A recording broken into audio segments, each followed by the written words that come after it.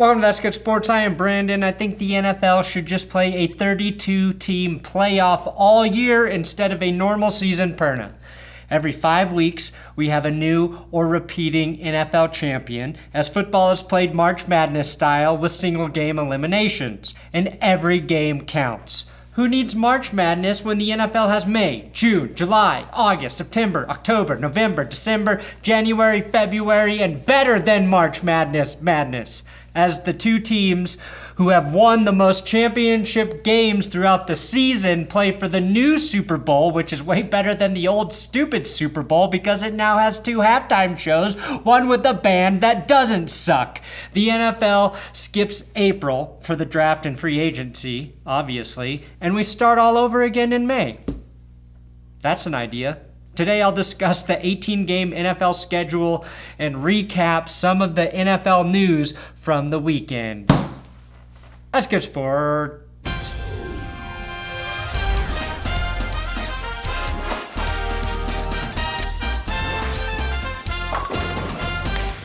If you like slightly humorous and mostly stupid football videos, please subscribe to this YouTube channel. Also, I have big dick Patreon shoutouts for my new patrons. X, Matriculator, Grant, Sims, Go Saints, Who Dat Nation, Tyler, and Dalton M. Dingus. Patreon is how this channel stays alive. Patreon.com/ThatsGoodSports. You can support this channel there if you wish. It's your money.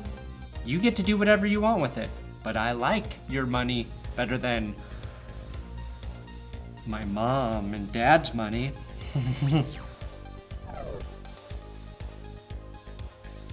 Before we get to the proposed NFL's 18-game schedule, let me catch you up on football news. The Las Vegas security guard who got into a scuffle with Ezekiel Elliot earlier this year is pressing charges against the Dallas Cowboys running back. People like to talk about the benefits that wealth affords you, but they don't like to talk about how people are more likely to press charges or sue every time you assault them when you're rich. It's just not fair. Why can't we go back to living in a world of boys will be boys and wear a physical assault with a badge of honor? To be truly fair to Zeke, when I say assault, Elliot pushed the security guard to the ground. Basically the opposite of what Zeke did against the Rams defenders in the playoffs. Call me crazy, but isn't part of a security guard's job to endure being shoved around by drunk idiots? I could technically sue my keyboard, made by Apple, for callousing my fingers, but I don't because it's part of the job. Kicker Robbie Gould and the 49ers have agreed to a new 4-year, $19 million deal, which will make Gould the second highest paid kicker per year. You have to applaud anyone, though, who plays his whole career in 2 of the windiest cities in the NFL. Also, 2 cities that love sausage.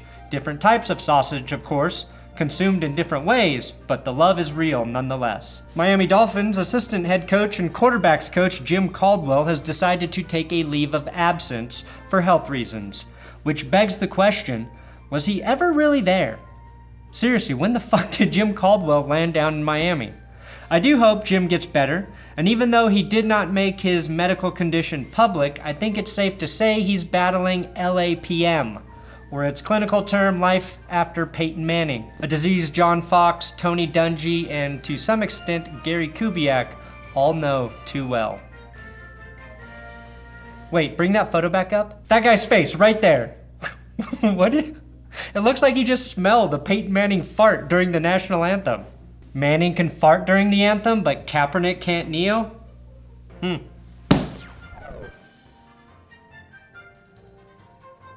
So the NFL wants an 18-game season. Probably won't get it, but that's what it wants. And the reason this 18-game schedule popped up in the NFL ethosphere recently is because the NFL and the NFLPA will be talking again this week to determine if a new collective bargaining agreement can be reached before this season starts. It won't, and really both sides are just trying to get a read on each other before the big CBA brawl next season.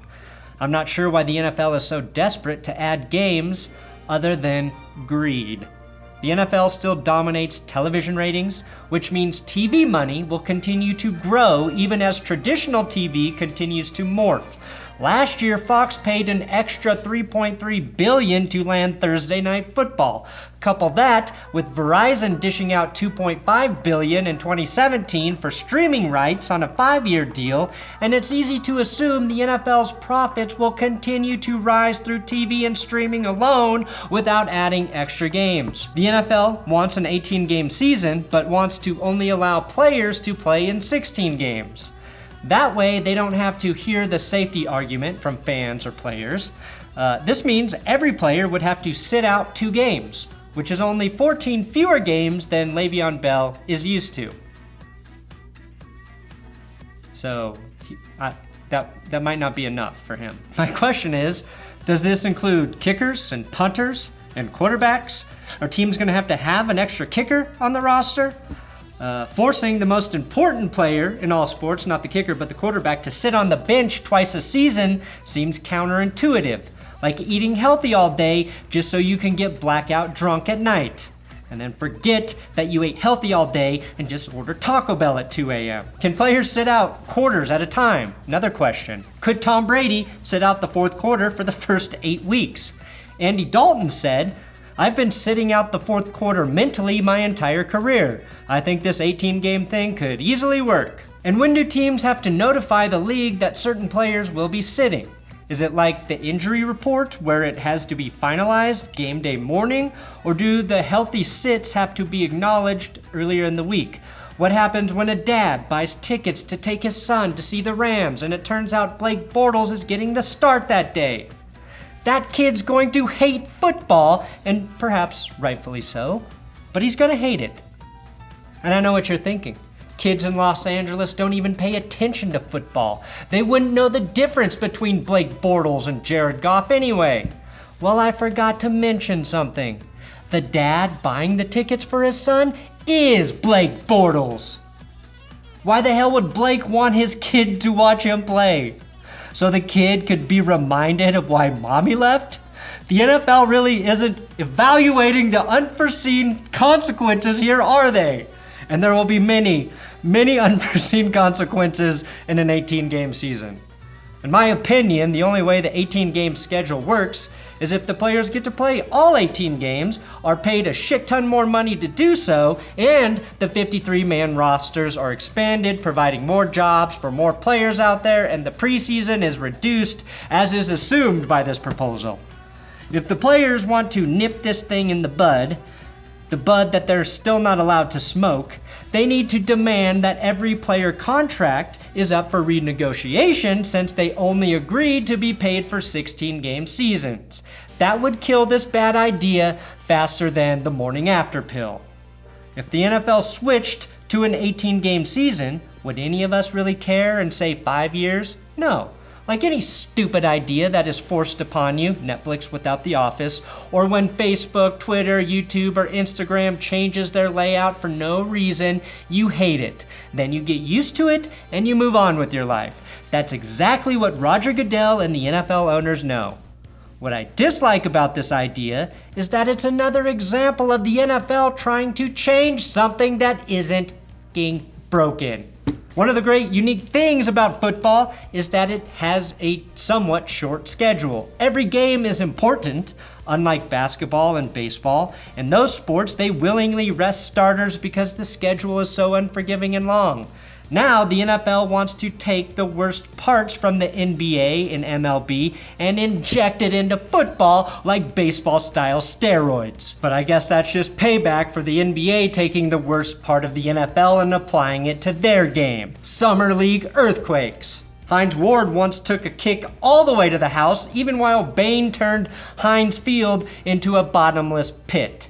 That's called grit. That's weather news here at That's Good Sports. At some point, the 18-game schedule is going to be used as a bargaining chip for the guaranteed contracts, and that, plus lifelong health insurance, is the only thing that would convince the NFLPA to say yes to an additional 2 games. Maybe free lifetime racist pizza from Papa John's for all players. But even that's a stretch. It's going to be a major talking point when the new CBA is on the table next season, and so help me God if there's a lockout and we miss actual football because of this stupid godforsaken 18-game idea, I'm gonna be pissed. and probably have to resort to CFL That's Good Sports. In the real world, in life, 18 is better than 16, right? At 16, all you can do is drive. But at 18, you can buy e-cigarettes, buy things at a sex shop, go to a strip club, and most importantly, be tried as an adult. But in the NFL, 16 is always better than 18. And just like in real life, everyone forgets about 17. And 13 is just really unlucky. I think a big question that bothers die-hard football fans is how would an 18-game season affect NFL records? Would we have to do more or less math to determine how good a player really was? More? Then this is a bad move for everyone. I just don't understand how the NFL continues to want to do things that it knows the players will almost unanimously hate, like going to Florida for the Pro Bowl instead of Hawaii. The NFL's lack of respect for its most valued employees is worse than the ice cream shop in Stranger Things 3 that forces teenagers to dress like gay sailors. Can the NFL make more money with 18 games? Yes, but how much more money will they need to pay players more, and how many extra roster spots will each team require for this to work? In order to get this idea through, players are going to have to be wowed by the financial upside, which makes me wonder if it's even worth it for the NFL to try and do. Roger Goodell is trying to hit a $25 billion per year goal for the NFL by the year 2025. The easiest way for the NFL to make a leap in profits, instead of, their current steady increase every single year of poverty level hundreds of millions of dollars, is to add a couple of games to the schedule. Well, I guess we do have to wait because we haven't fully seen what legalized sports gambling will do for the league in terms of profit increase, but I would bet that not an 18-game season gives the NFL their biggest boost in annual revenue. And maybe they should just wait to see how much of that gambling, sweet gambling money they're gonna get to make before they try to do this. So in conclusion, I am adamantly opposed to an 18-game regular season for the NFL until it is forced upon me and I accept it and it just becomes part of my normal life. Then I'll be totally fine with it. Thanks for watching another episode of That's Good Sports. Please subscribe here on YouTube. Have you subscribed yet? No? Well then, you definitely didn't make it this far in the video. I'm on Twitter, Instagram, if you want to talk football there. Also, follow @WillKey6. He helps me write all of my football videos, and he's a mediocre Twitter follow.